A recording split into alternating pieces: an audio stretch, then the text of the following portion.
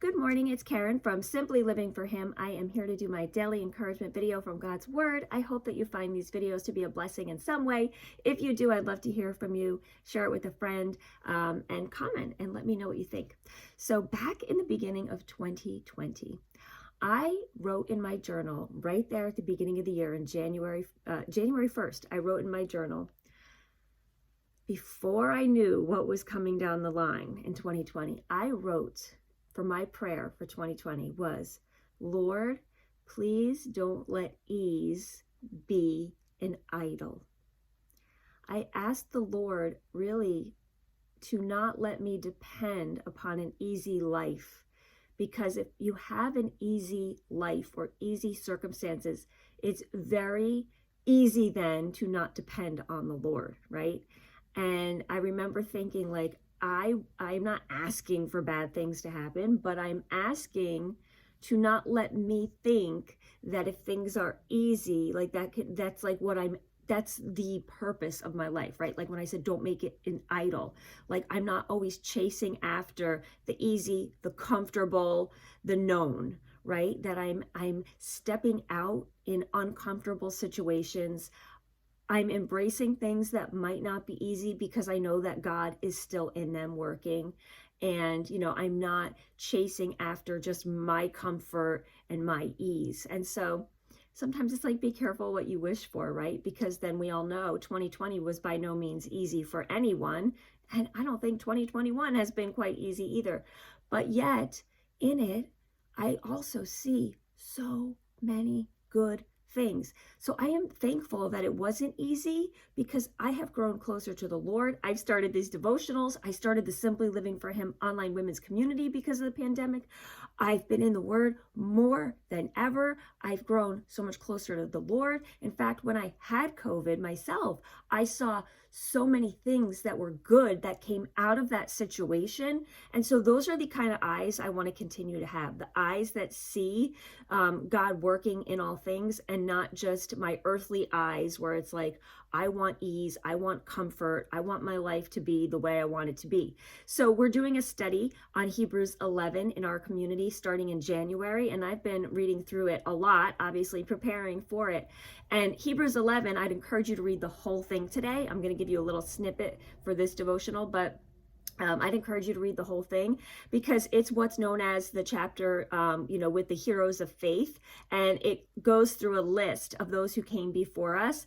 And for two reasons, I think it's really important. I mean, there's a lot of reasons, but two reasons I do think it's important to read this and to study it and to sort of understand this chapter is because, number one, we realize we're not alone, right? In all of history, from generation to generation, everyone has suffered. Everyone has gone through pandemics, tragedies, persecution, illness, death, all of it. No one is immune. And so it's helpful to remember, okay, we're not alone. Not to say, oh, others suffered so much more than me. I'm not saying that, because your suffering is your suffering. But to realize that you are not alone.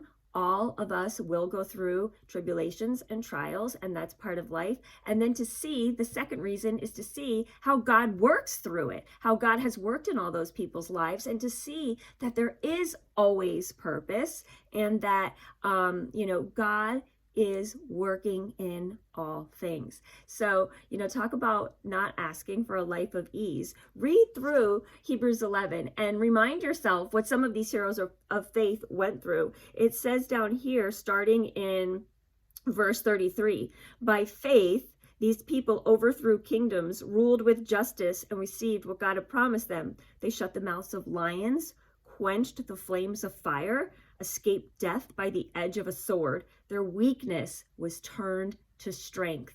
I love that right there. Underline that one. They became strong in battle and put whole armies to flight. Women received their loved ones back from death, but others were tortured, refusing to turn from God in order to be set free.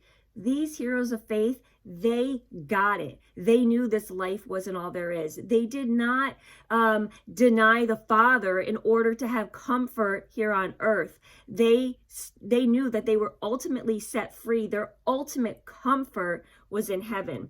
It says they placed their hope in a better life after the resurrection. Some were jeered at, their backs cut open with whips, others chained in prison, some died by stoning, others sawed in half. Talk about a life of not comfort and ease, right? I don't think they were making ease an idol.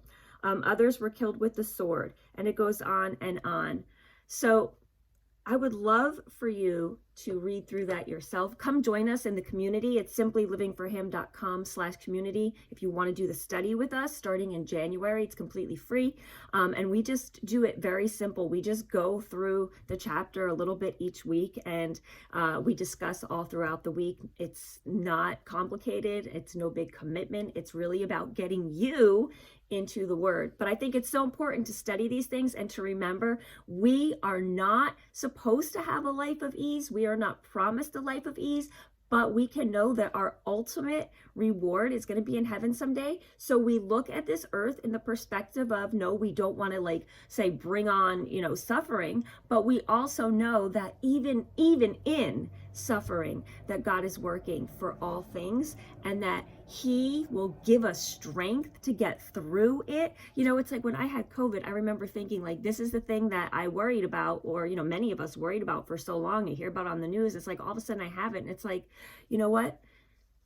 God will give you the strength that you need to get through whatever circumstance. If I was meant to not have survived COVID, then I know I would be in glory with him right now. So it's a win-win, right? But he got me through it, and I saw good things happen through it. I saw really good things that came from that, 10 days in my room. And so God is always working all things for good. If we stop trying to chase after things being comfortable and easy, we're going to be opened up to God's plans for our life, and we're going to see things from that perspective and, embrace it.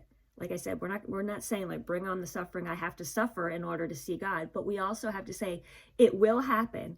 And when it does, how is God working in it? So don't chase after a life of ease. Just chase after the life that God has called you to. Like I said, don't make ease an idol, right? We never want to think that if things are easy, then, we're so blessed and our prayers are answered. Sometimes it's in the hard times that we really find the blessing. So I hope this encourages you today. If it does, let me know, share it with a friend. And until the next time, I wish you all the blessings and joy.